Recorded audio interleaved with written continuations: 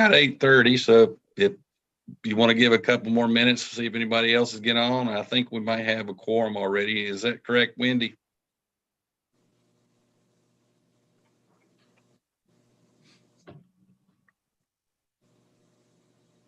Remember, I'm just an observer, not a voter. Can you hear me? Yes, go ahead.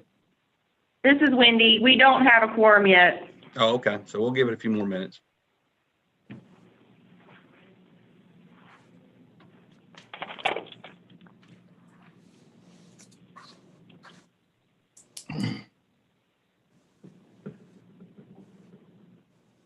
Good morning, everybody. Morning, JT. We're 1 week away from Thanksgiving. Had a nice display at the bank there. Saw your picture in the Oh, paper. thank you. Thank you. Thank you. Yeah. Only, 12 yards of grass were killed to make that. You had hay on it. I know. I told CJ at the bank, I felt so bad. Their grass was so beautiful. They were cool with it.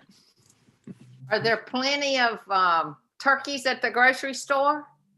Oh, I mean the ones you eat, not the ones walking around using poor judgment.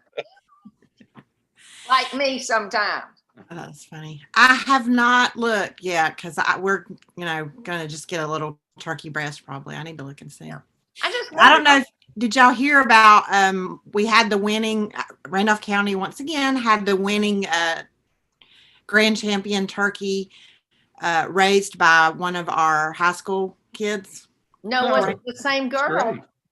It was a different girl, and her sister won reserve champion. Excellent. Fantastic. Yeah. They didn't have they had the competition through the state fair, but it was, done safely where people weren't together. So Did the tallies buy the turkey? They didn't. I don't know who bought it. They didn't do the thing like they did like usually they'll do a auction afterwards to give money to the kids, but they didn't do that this year. But the first place got $1,500. So yeah, I knew that before the Talley family, they're huge turkey producers, and they've donated all that money for research and stuff to state. Yeah. And I know they bought the one the last time. Yeah, every year they would, on the Saturday after, they would auction them off. And I mean, in years past, we've had kids win like $10,000, $9,000, $7,000. Sure, I know, I remember. Yeah, but very interesting. Okay, that's probably enough turkey talk for everybody. Sorry. All right, enough of my bragging. Let's move on. I actually ended up with 2 of those turkeys from them. My daughter actually had gained them from Mr. Walker, and now they are our pets, and we love them dearly. And it's been interesting raising them. That is awesome. Well, let me know if you need anything or any help. We can give you some resources. But Mr. Walker is so good to those kids. Oh my gosh.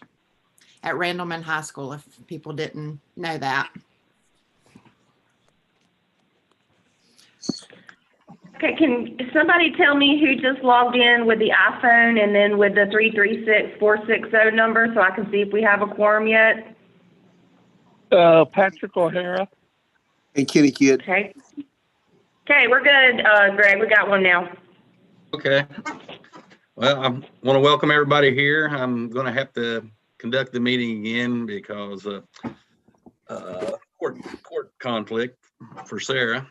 But I'd like to go ahead and just start by going around and introducing everybody. Hal, would you start? I'm Hal Johnson. I'm the Randolph County Manager. Greg Patton, Planning Director for the City of Randleman. Arnold Tillman, DPS Area Consultant. Lewis Dorset, City of Archdale, appointed by the County Commission. Wendy Kennan, Public Health. Suzanne Dale, Deputy Finance Officer for Randolph County. Brian Arrington, Captain of School-Based Programs, Randolph County Sheriff's Office. Amy Bennett, Insight Human Services. Brenda Gauss, Family Support Advocate for Randolph and Montgomery counties. Hope Haywood, County Commissioner. Pamela Rush, Director of Juvenile Day Reporting Center. David Wall, I'm sorry, David Wall, Chief Court Counsel with District 19. Megan Tarver.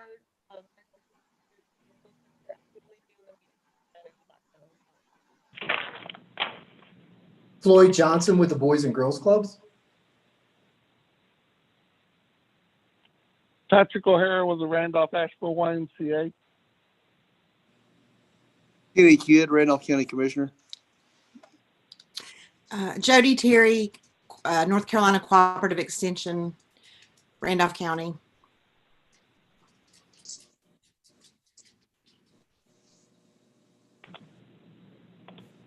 I think that's it. Oh, Ivy Mooney with the Boys and Girls Club.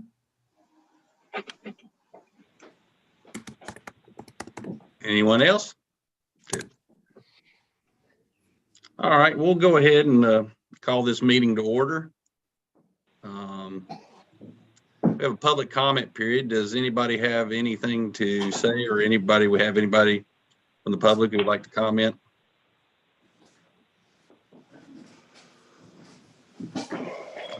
Hearing none, we'll move on to Ronald for the program funding update, please.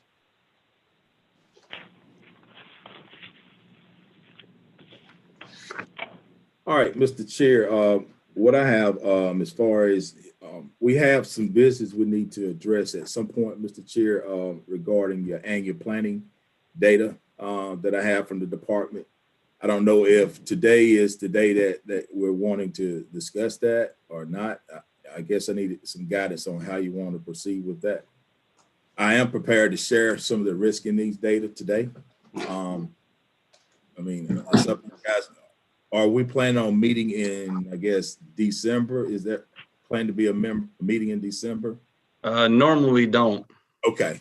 All right. So what I could do is we can go ahead with the agenda, and at the end I can, share the data for the sake of time. Okay. But if I could just share a few things just from the department side. Just again, some updates from DPS. I think at last month's meeting, I mentioned to you guys about some of the legislative changes as a result of House Bill 593, which affects the JCPC membership, as well as how many minimum times a year that the JCPC can meet, as well as the 2-year funding cycle. Now, right now, as far as with the 2-year funding cycle, we're still working on some guidance from the department. We're working on that so we can share that with you guys. I don't have anything to share with you guys on that. But the point I'm trying to make is probably at some point, we may need to appoint a bylaws committee that can go ahead and start looking at your current bylaws and start making some of those, highlighting those changes that will be a result of House Bill 593, so that we can have the county attorney to kind of look over it. One of the other things that we're recommending and suggesting to county JCPCs is to also, since we're now in this COVID world, to also look at adding some language in there regarding remote meetings, just so we have it in your bylaws to cover that. Also, I think I mentioned at last month's meeting, in January, the department will be moving towards a new screening tool for juveniles that come through the juvenile justice system. The name of that tool is called the Youth Assessment Screening Instrument, also known as YASI. And so the court services staff will be using that tool for juvenile justice referred kids.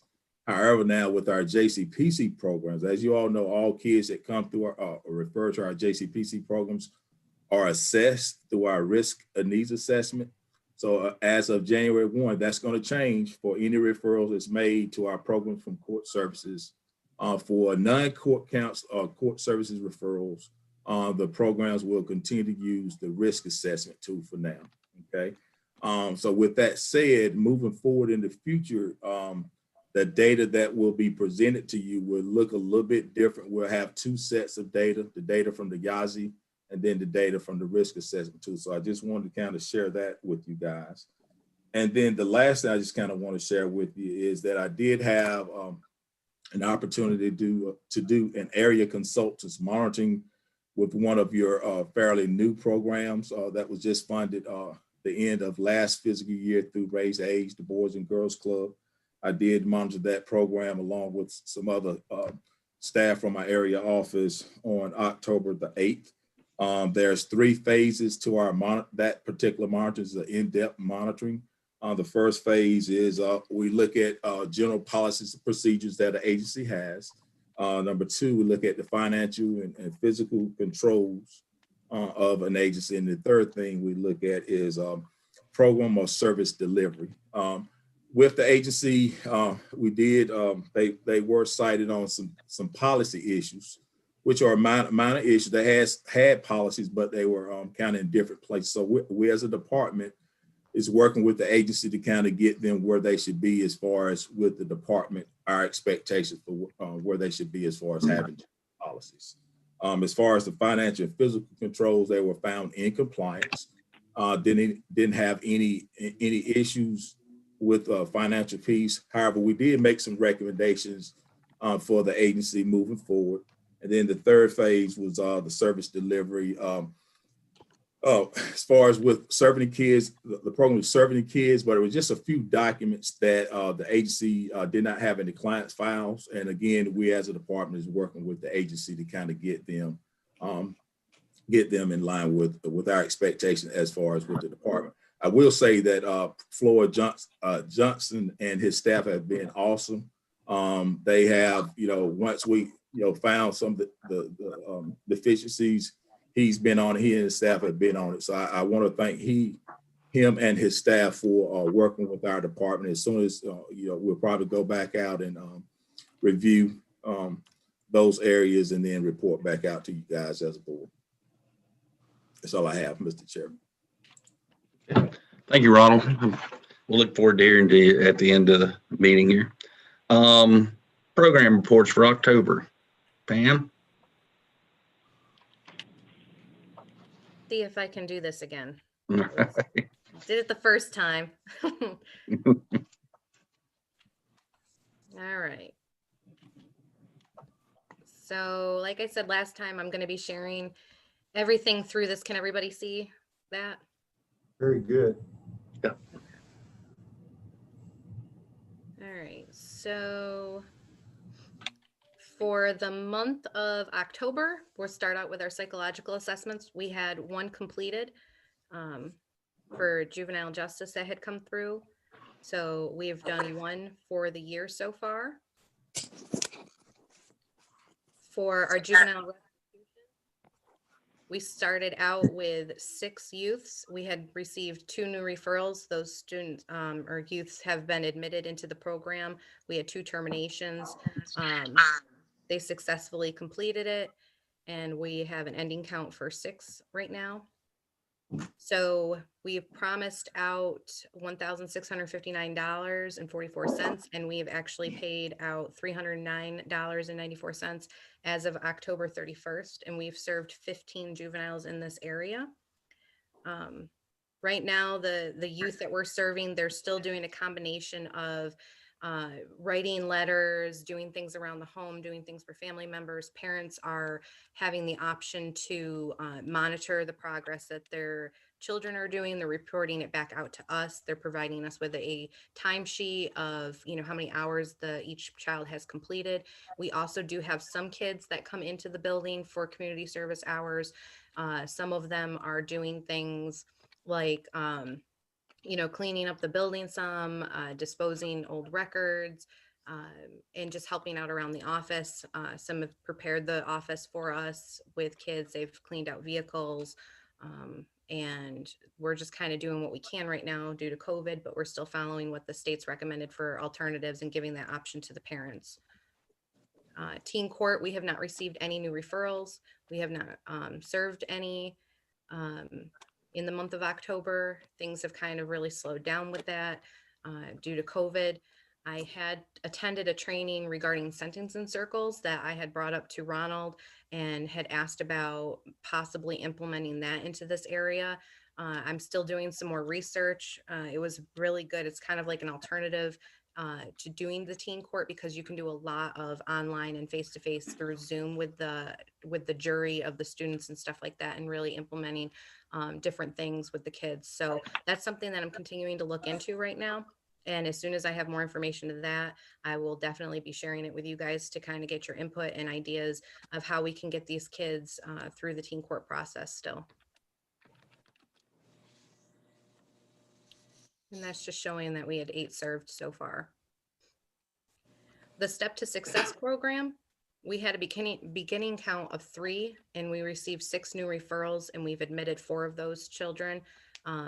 This program has really picked up with everything going on with COVID and the remote learning. Parents have taken advantage of having their children brought into this program. We try to have 1 child in the building at a time due to the COVID, reasons and restrictions that we have. And we just want to make sure that we're doing everything that the CDC is really, showing us the proper way to do this. It's been very beneficial for those kids. I think that with everything going on and with the remote learning, kids are kind of getting confused. They're getting lost. Parents are getting frustrated. The kids are getting frustrated. And we're just really excited to be that barrier, or not that barrier, but that really just help advocate for those kids. And we're working with the schools really closely. The schools have been doing a great job with providing us their academic, their grades, their missing assignments. They're getting us information that we need as far as if the child's having trouble logging on. And we're really just creating good relationships with us in the school, and as well as the parents in the school, because we're just giving them the extra support that they need. So we're really excited about how well this program is doing right now. The other programs that we have, referrals have been slow, but they're still steadily coming in little by little. The art program with the anger replacement or training, we started out with 2. We received 1 new referral. That program's still going strong. Our Botvin classes are still getting referrals little by little. Strengthening families, we haven't really gotten a lot of referrals in that area. I think that it's kind of been difficult to really serve that population just because of COVID and what's going on with that. But we did have some families last time really be successful in doing stuff online. Right now, we're still doing a lot of online, a lot of over the phone with people, with kids. We're doing a lot of mailing papers out to kids and receiving them back. We're doing everything that we can right now with everything, and really trying to meet families where they are in order to get our intakes completed in a timely manner. Sometimes it's been difficult to get families to mail those forms back to us. So we actually have been going out to their homes and, just meeting them where they need to, just to get these kids in the programs, because I think right now, especially more than ever, there's been an increase of a need for these programs for these kids. So we're doing what we can. And this is just an update with how we're operating, which is everything that I've been telling you throughout this. We're just creating those individual plans for these kids, and they're getting that one-on-one time with our caseworkers, our case managers. And we're just trucking along. So that's all I have to report out to you guys right now.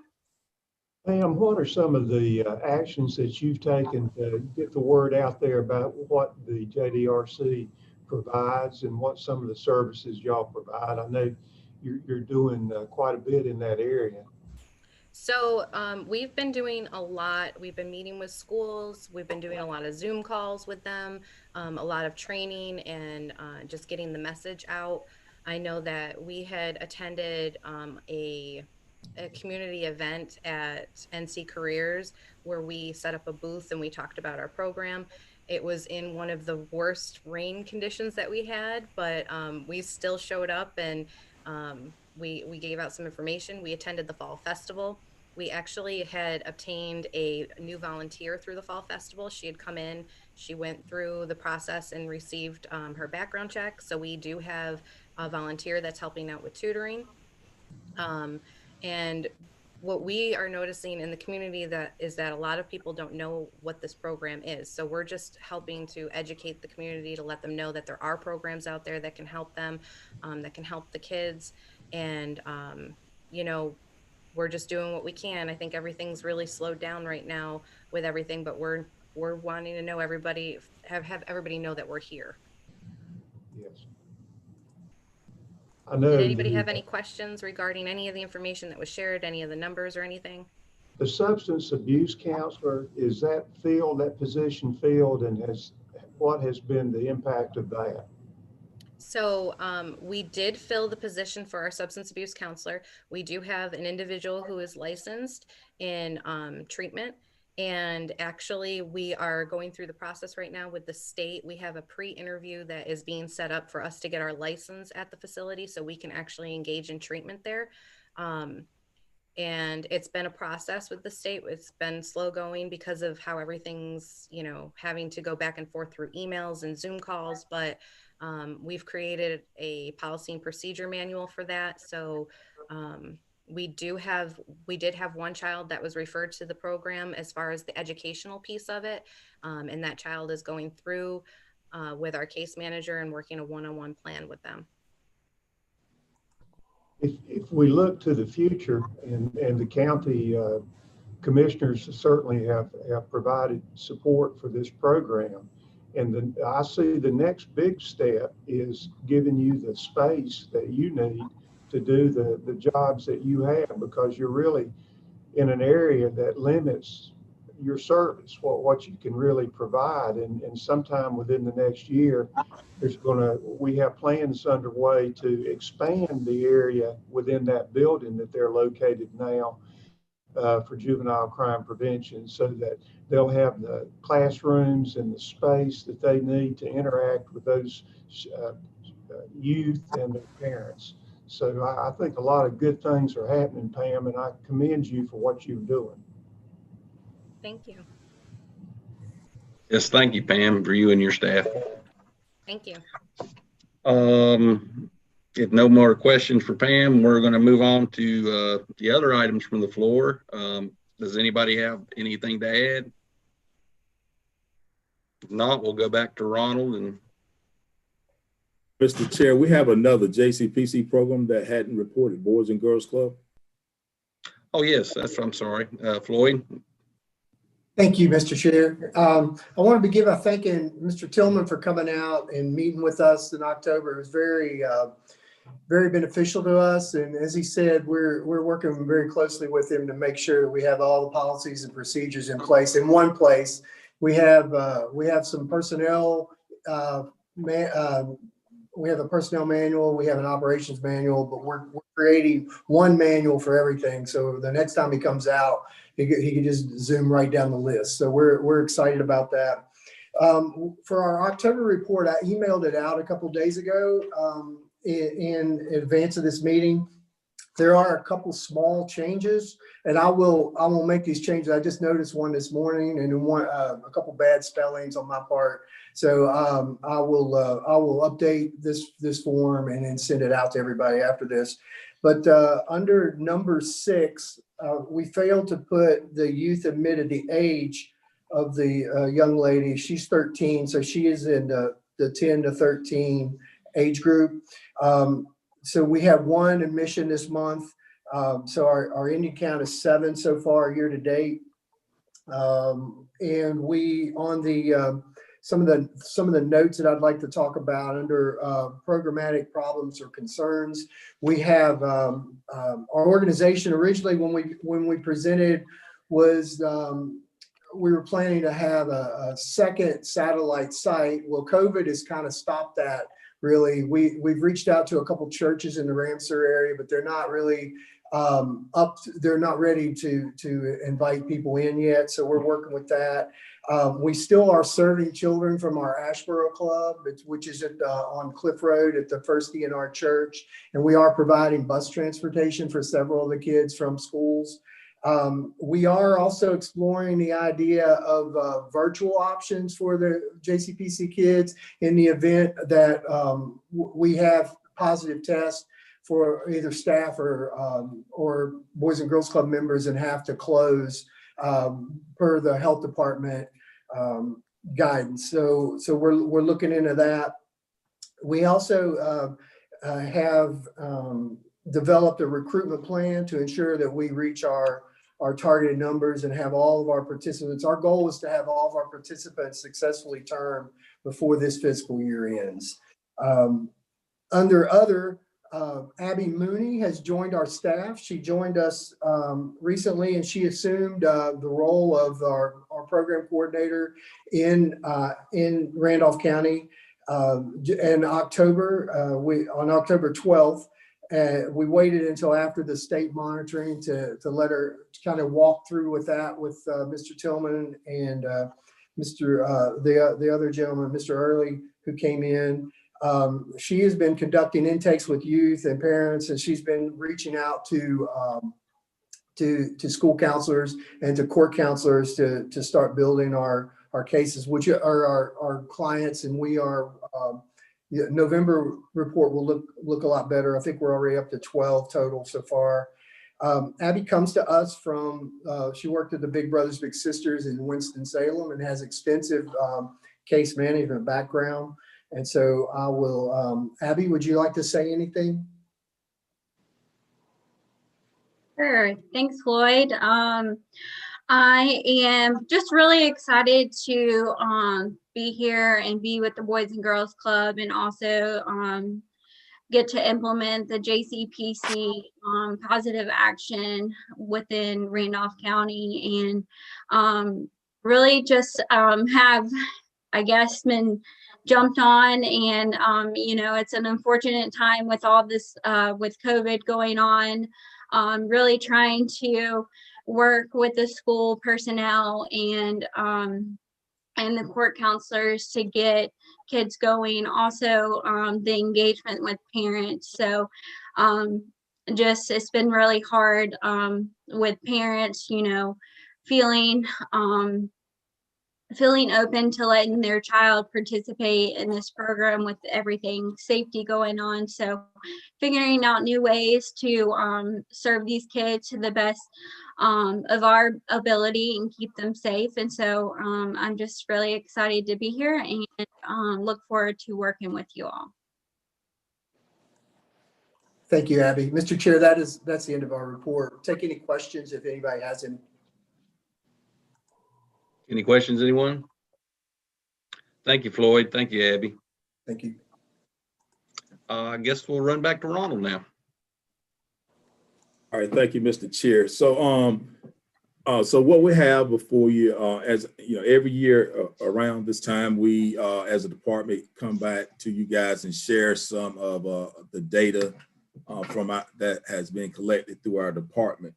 And so the purpose of this meeting today is just kind of just share some of the data and to have some discussion about this data. And as you all know, this is the driving force for the publishing of your request for proposal. So I would invite any feedback. Also, would also ask the court services staff there, for your assistance on some of these questions that may come up, since you guys are doing the assessment for those court-involved kids, as well as program providers offering the feedback as well.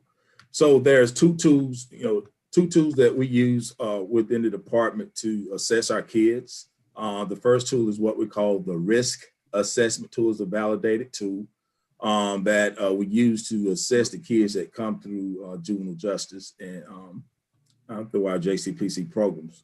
Now, with this tool, I just want to put out there full disclosure that it is a self-reported tool. So when you're looking at looking at the data, just and looking at percentages, just keep in the back of your mind that it's self-reported.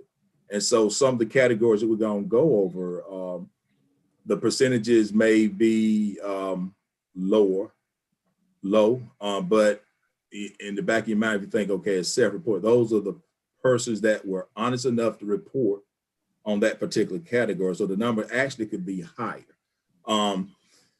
This tool, the purpose of this tool is to determine the likelihood of the child further penetrating the system, okay? So the higher the risk score, the higher likelihood of the child further penetrating the juvenile justice system. So there's a scale from zero points all the way up to 30 or more points. So the higher the points on the scale, then the higher likelihood that child further penetrating the juvenile justice system. The second tool that we use is called the needs assessment. I'll share that tool with you as well. The purpose of that tool is, although some of the questions are similar to the risk assessment tool, the purpose of that tool is basically to identify what are some of the problem areas within the juvenile's setting or home. And the court counselors work with that juvenile and family to address those 3 priority areas. So it's two separate tools with 2 different purposes. So one is to determine the likelihood of a child further penetrating the system, which is the risk assessment. The second tool is the needs assessment, which is a tool that the court counselors use to develop the case plan or supervision plan of juveniles that come through their office. So we looked at 3 years of data from 2017, 18, all the way through 19, 20 physical years. And so that's what we'll be looking at today. Now, when we look at total adjudications, those are the total initial intakes that were done. So this is a snapshot at the beginning of when the kid comes into the system. Okay, so the data that we're looking at is just the initial snapshot of those kids that come in the system. As we look at the overall risk levels of the juveniles that complete the risk assessment tool, there are 5 categories. And as you can see here, they're ranked based on points. And so in this particular slide here, just want to share with you, and I have highlighted for you, where the kids fall as far as that risk assessment. They fall between the risk levels of RL3 having 3 to 5 points and RL4 having 6 to 12 points. So as you can look at that, you can see the numbers were, a couple of years were a little bit higher than the state average, which for fiscal year 19-20. But the takeaway from this slide is just understanding that the kids that come through juvenile justice, looking at the 3 years of past data or your data, is that these kids fall between the RL3 and RL4 with having 3 to 5 points or 4 or 6 to 12 points.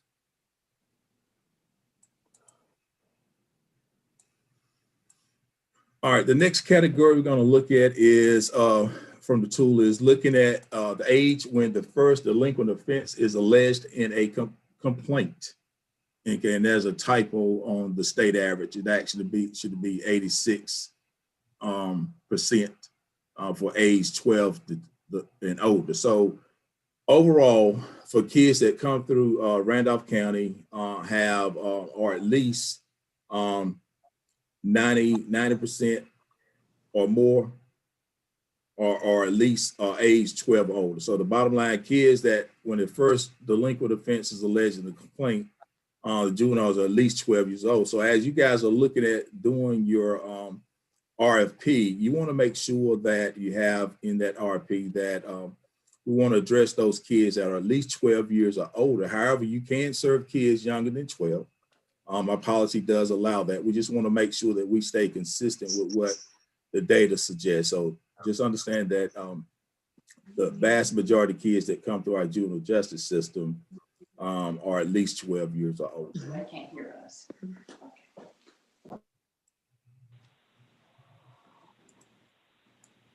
Ronald, before you continue, could you go back? I was just thinking about when you say 12 years and older, I'm kind of remembering, I think a few years ago when we were looking at a lot more 10 and under that were coming into kind of being brought into the system through court, proceedings or meeting with court counselors. If you or David or somebody could address, so has that had a dramatic downtick, or are we doing something other than court doing, charging them, or where are we with those younger kids? That's a great question. And I'll yield to court service account to talk a little bit more about it. But based on what has been reported, with the kids that through intake, this is the data. But David, court service, do you guys want to kind of chime in on that question?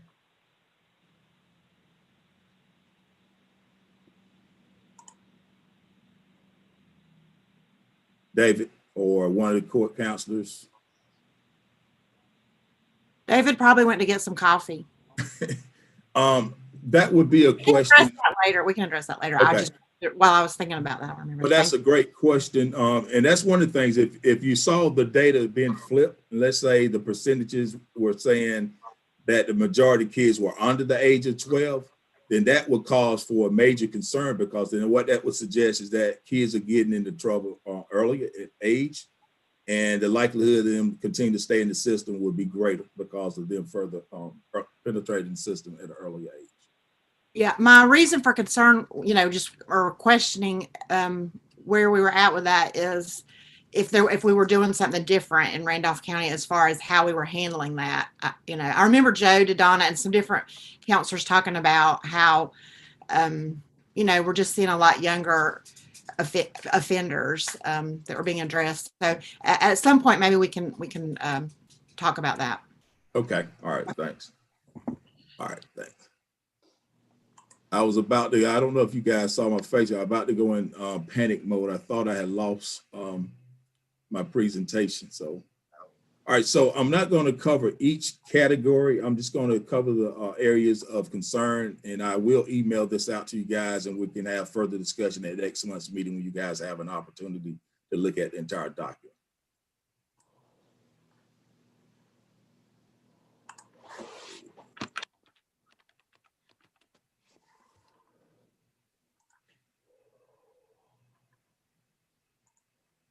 All right, the other area you want to look at is school behavior problems.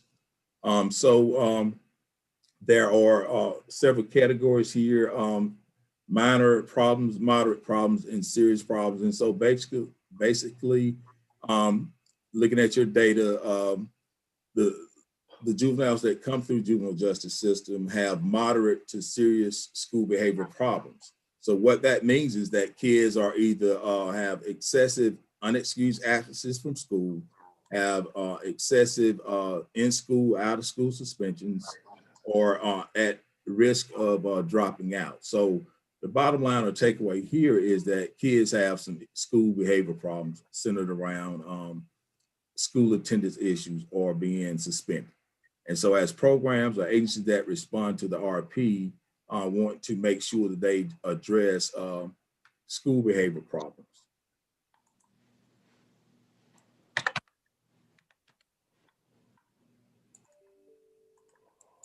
The next category to look at is a relationship with peers.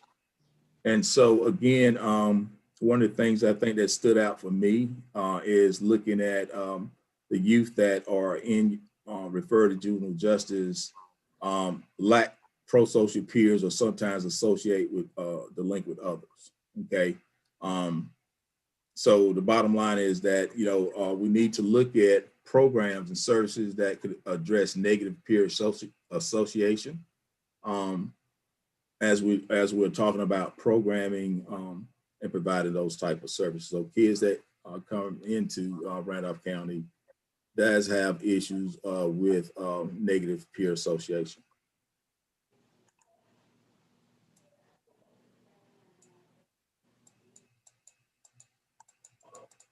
All right. Are there any questions on that particular tool that I just shared with you, I'm gonna go to the needs assessment tool. Ronald, I don't have a question as far as the tool, but going back to what you said with the having everything be bi-yearly or doing it every 2 years for the reviews and stuff like that, how is that going to affect if the programs want to make changes to it or do additional changes? Do they have to wait? As of right now, do they have to wait the 2 years, or can they do an amendment to it if they want to add a new program? I know you have to wait until the end. So how is that going to affect? Do you know yet? Pam, that is a great question. And that's one of the things, like right now, the department, we're working on how we can give you guys guidance, the county's guidance on the 2-year funding cycle. What we have found as a department is there are some areas, some barriers that has come up or that will come up with JCPCs. And we just want to make sure we put everything out there for you guys. So right now at this point, I can't, give you guys as far as with that. So right now, what we're at telling JCPCs is to move forward with their annual funding process. And then at a later time, the JCPCs that choose to do the 2-year funding cycle can come back and do the 2-year funding cycle once they receive guidance from the department and look at some of the pros and the cons, because there are some pros and cons with doing the 2-year funding cycle. One of the biggest issues I think on our end is like with for a newly funded JCPC program, by policy they cannot be funded, and by statute they cannot be funded for 2 consecutive years. They have to be funded the initial year, and then they can come back and be funded the second year, and then be funded for 2 years. But initially they can't be funded for 2 consecutive years. So that's just one dilemma that we have. So it's just a lot of moving parts with the 2-year funding cycle. And we just as a department, want to make sure that we give county JCPCs the best guidance for making the decision on whether to do the 2-year funding cycle or not. But that's a great question.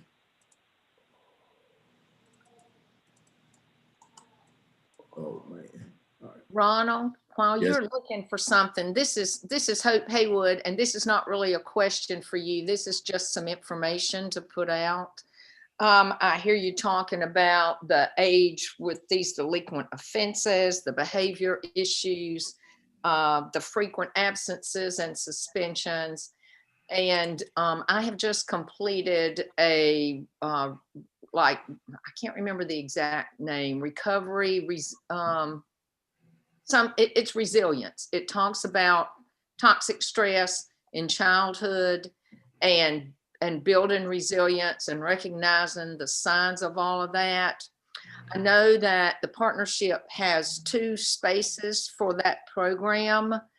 I don't know if anybody like from the JDRC or maybe the Boys and Girls Club, or if anybody's on this that feels like they would benefit from that. But if so, if they'll reach out to me, I can put them in touch with Lisa Hayworth. And if somebody in the partnership, some of their teachers or board members are not taking advantage of those 2 spaces, then I feel sure they would be allowed to let someone else use those. I think those are paid for by the state partnership as part of their, COVID monies. And it just teaches you to recognize those signs first in yourself and coping mechanisms, and then how to recognize, more importantly, how to recognize those in children. So if anybody's interested, they're welcome to reach out to me. And thank you for letting me share that. Thank you. All right, so the next tool we're going to look at it quickly is the needs assessment comparison. So again, look at the same fiscal years as far as comparison, looking for trends. And so with this tool here, overall needs levels of the juveniles that come through our system, so that there are 3 categories, unlike the risk assessment that we look at. We look at the kids either have low needs, medium needs, or high needs.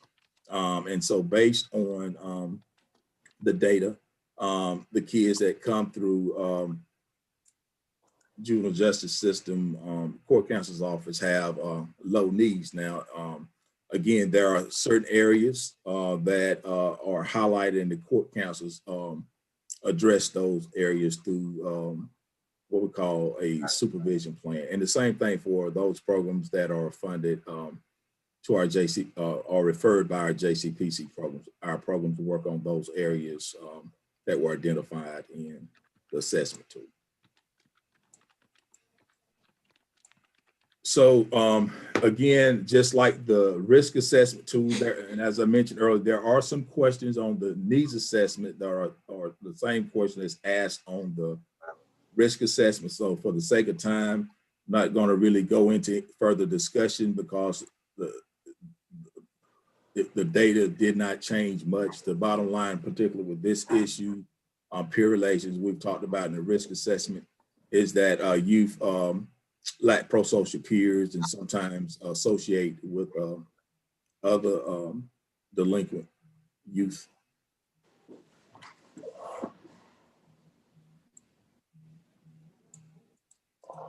School behavior problems. This was consistent. Needs assessment was consistent with the risk assessment. When looking at data, the kids that come through our system have moderate to serious school behavior problems. We've talked about that.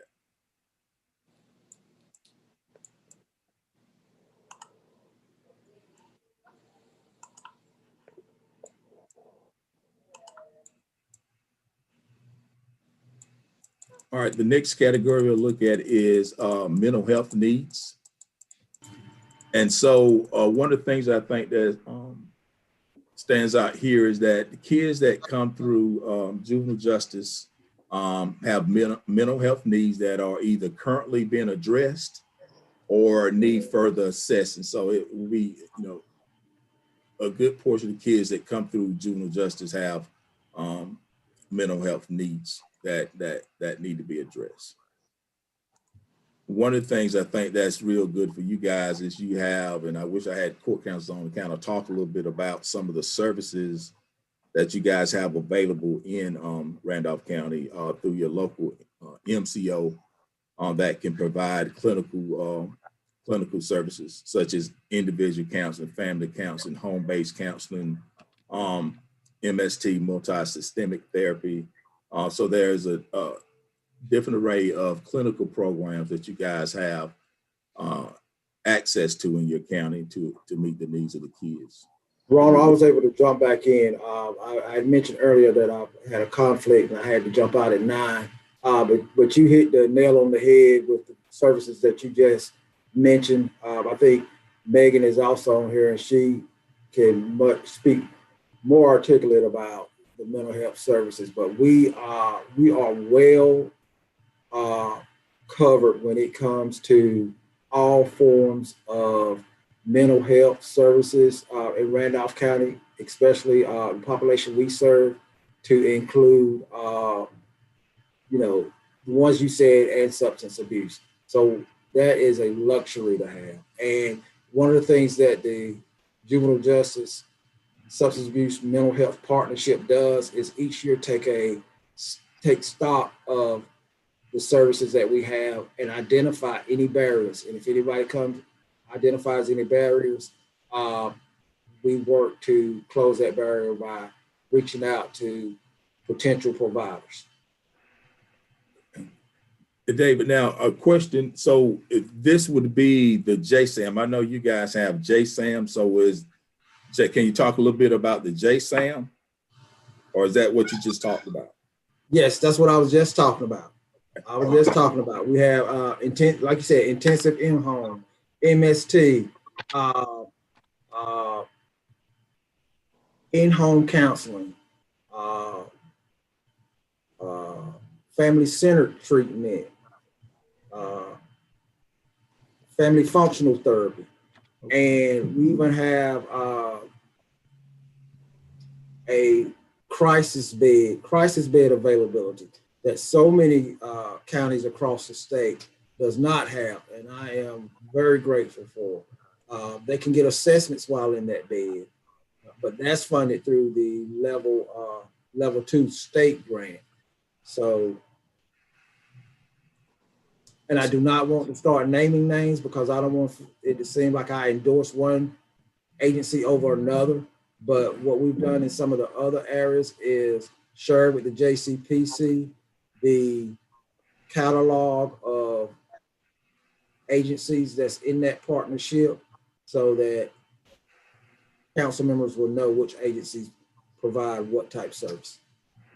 Okay. All right. Thanks. So it sounds like in this particular area, you guys are in a good place with the services that are available in the community. That's available and that's funded through another funding source. One of the things that we definitely don't want to do is duplicate or fund the already existing services, especially with the JCPC dollars. So keeping that in mind. I want to interject one more time. Probably Okay.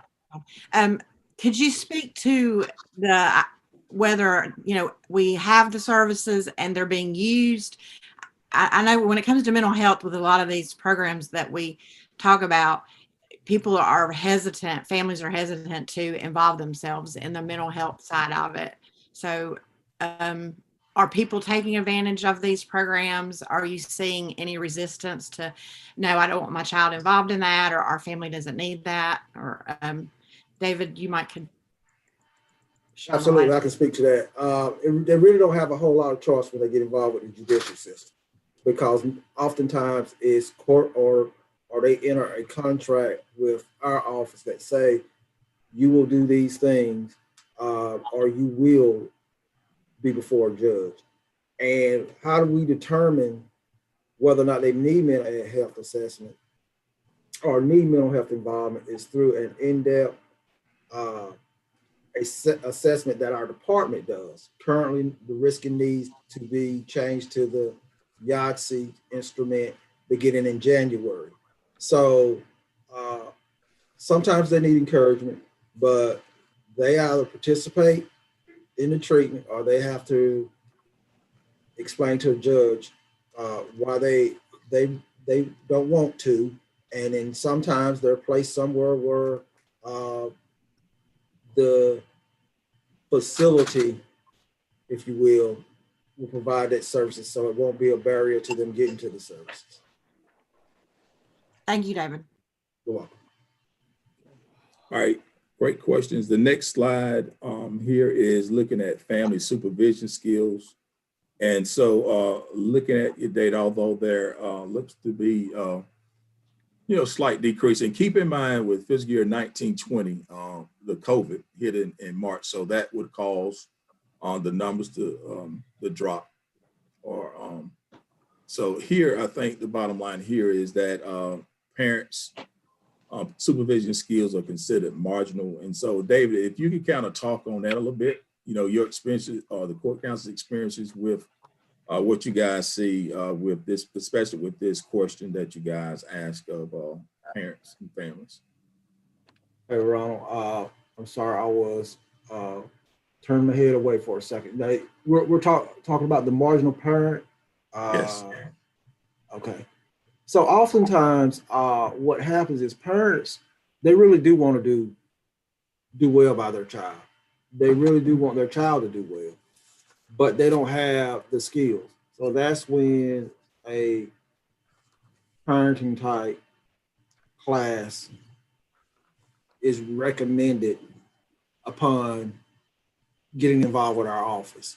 And then we see in the best circumstances that starts to improve. They start setting boundaries and holding their child accountable. So what we do is an initial assessment, and then that assessment is updated every 90 days. So throughout that course of our involvement with our office, that number sometimes changes, or we hope for it to. So, when you guys, this would be an area I think that would need to be identified in your RFP under the family domain, that programs that are seeking our dollars address parenting supervision skills. So some type of parenting type program that would work on parenting skills would be appropriate.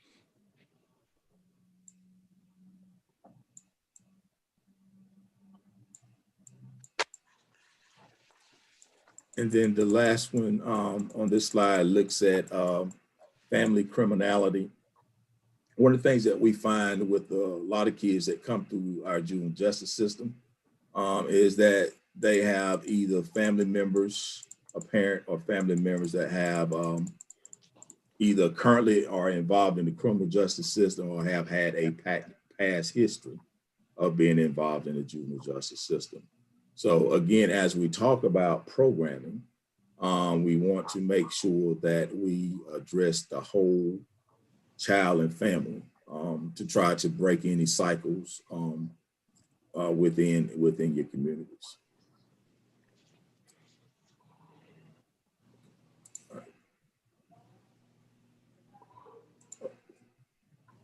All right, bear with me.